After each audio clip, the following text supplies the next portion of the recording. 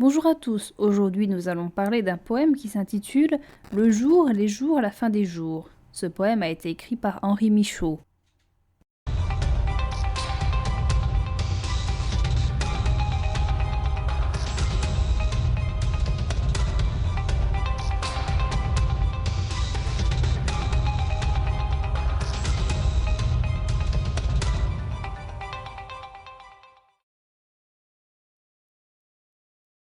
Sans qu'ils parlent, lapidés par leurs pensées, encore un jour de moindre niveau, geste sans ombre, à quel siècle faut-il se pencher pour s'apercevoir?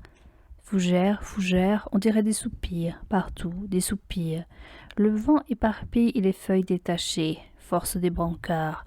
Il y a 18 000 ans, on essaie déjà pour pourrir, pour périr, pour souffrir. Ce jour, on en a déjà eu de pareils, quantité de pareils. Jour où le vent s'engouffre, jour aux pensées insoutenables. Je vois les hommes immobiles, couchés dans les chalands, partir, de toute façon partir. Le long couteau du flot de l'eau arrêtera la parole. Ils ne parlent pas, car on ne leur permet pas, car ils ne veulent pas parler, ou alors car ils ne peuvent pas parler. Qu'est-ce qui caractérise le moindre niveau? Il y a deux éléments. Il y a le sans qu'ils parlent et le lapidé par leurs pensées. Ce qui donne de la valeur, c'est donc le fait de parler. Mais à quoi correspond ce il?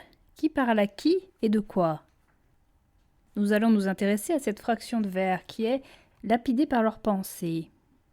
Lapider signifie tuer une personne ou un animal à coups de pierre.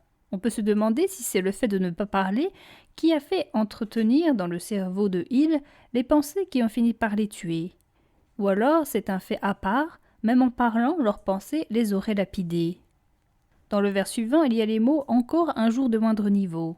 On peut penser que de ne pas laisser à la parole un libre cours, et ou donc laisser les pensées dans l'individu qui s'en retrouve blessé ou mort, abaisse la valeur des jours. Le « encore » signifie que cela s'est déjà produit dans le passé.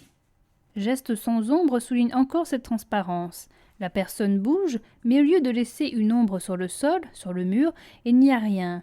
L'individu qui a bougé semble être le seul à savoir qu'il a bougé. Le soleil ou la lumière ne le sait pas. Ou alors, il est déjà dans l'obscurité, ce qui expliquerait cette absence d'ombre. À quel siècle faut-il se pencher pour s'apercevoir est la seule question du poème. La question est déroutante car l'individu ne semble pas pouvoir se voir au moment T, non dans un jour, dans une semaine, mais dans un siècle. En tout cas, l'individu a un problème pour se voir soi-même. Il y a une analysation de l'individu.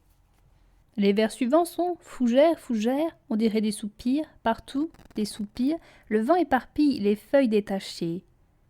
Il y a un effet d'écho en répétant 2 fois le mot fougère et 2 fois le mot soupir. Tous deux sont pluriels. Il y a un phénomène de multiplication. Les choses sont-elles réellement multiples ou bien est-ce la manière de voir de l'auteur? Il y a encore cet effet de multiplication puisque plusieurs feuilles sont détachées et le vent les emporte dans différents endroits. En plus d'être multiples, elles prennent différents chemins. Le vers suivant parle de brancard, qui lui aussi est employé au pluriel. Le brancard est une civière à bras pour porter les malades ou les blessés. On peut se demander pour qui servent ces brancards. Peut-être servent-ils au il du premier vers. Nous allons nous intéresser au vers suivant. Il y a 18 000 ans, on essaie déjà pour pourrir, pour périr, pour souffrir. L'auteur donne une date, il y a 18 000 ans. Depuis ces 18 000 ans, une même chose est répétée. L'acte de naître est relié à sa finalité bien triste. Pourrir, périr, souffrir. Ici, les termes sont à l'envers. On souffre, on périt et ensuite on pourrit. Nous allons maintenant nous pencher sur les vers suivants. Ce jour, on en a déjà eu de pareils, quantité de pareils. Jour où le vent s'engouffre, jour aux pensées insoutenables. Il signifie que de semblables jours ont déjà existé. L'auteur a déjà remarqué les caractéristiques dans le passé, et même plusieurs fois dans le passé, car pareil est au pluriel, et aussi car il y a quantité de pareils. Quand ils se rendent compte de ce qu'est aujourd'hui, ils se rendent compte que l'essence du jour ressemble à celui des autres jours qu'il a déjà connus. Jour où le vent s'engouffre signifie que l'on est dans un jour de tempête. Le vent pourrait s'engouffrer à l'intérieur d'une personne car elle est blessée. En tout cas, il y a l'idée de quelque chose contre lequel on ne peut pas lutter. Les pensées insoutenables peuvent être reliées aux pensées du premier vers. L'individu reste seul avec ses pensées, et ces pensées sont difficiles, comme torturantes. Mais comment faire pour s'en échapper? Les vers suivants sont « Je vois les hommes immobiles, couchés dans les chalands, partir ». Il y a le premier jeu du poème. Les hommes, eux, ne bougent pas, contrairement au vent qui s'engouffre, au vent qui éparpille. Ils sont couchés, on ne sait pas pourquoi. Se reposent-ils? Dorment-ils? Sont-ils morts? Les vers suivants sont « partir », de toute façon partir. Le long couteau du flot de l'eau arrêtera la parole. Il y a la répétition de partir. Le premier ressemble à une volonté de partir, de s'enfuir de ses problèmes. Le second a l'air d'être un regret. La personne semble poussée à partir malgré son envie de rester. La fin de ce poème comporte beaucoup de ponctuation, alors que précédemment il y en avait peu. L'eau apparaît comme armée et elle est capable de couper la parole. Le mot « long » associé à couteau signifie qu'il y a peu de chances qu'on s'en sorte vivant. En conclusion, dans ce poème, il y a beaucoup de barbarie. On parle de long couteau, de lapidé, de brancard.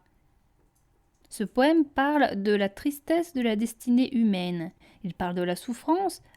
Chaque humain va connaître la souffrance avant de trouver la mort. Les pensées sont de véritables tueurs. On parle d'un jour bien noir. Et il y en a déjà eu beaucoup de jours bien noirs. On ne s'intéresse pas à l'avenir, mais aux sensations du présent, et on fait des liens avec le passé. C'est comme si le futur étendait un rideau de fer au-delà duquel on ne peut pas regarder. La fuite est envisagée, cependant les hommes restent immobiles.